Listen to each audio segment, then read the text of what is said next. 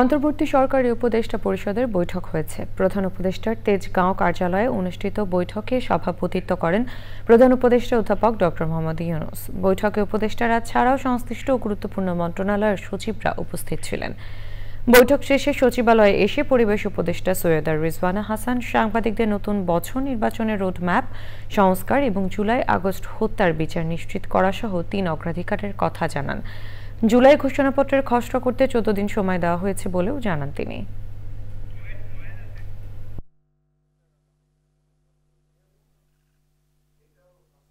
আমাদের শিক্ষার্থীরা যখন প্রোক্লেমেশনের কথা বলেছেন সেখানে আমাদের দ্বিমত করার কোনো সুযোগ নেই, কোনো কারণও নেই, কিন্তু আমরা সরকারের অবস্থান থেকে চেয়েছি যে এটা বাংলাদেশের জনগণের একটা প্রোক্লেমেশন হোক, এবং সেটা করার একটা উপায় হচ্ছে যারা এই আন্দোলনে অংশগ্রহণ করেছেন তাদের সকল পক্ষ, শিক্ষার্থী দল এবং অন্য সকল পক্ষকে সাথে নিয়ে একটা প্রোক্লেমেশন করার, যে সকলের সাথে কথা বলার প্রক্রিয়াটা শুরু হয়েছে।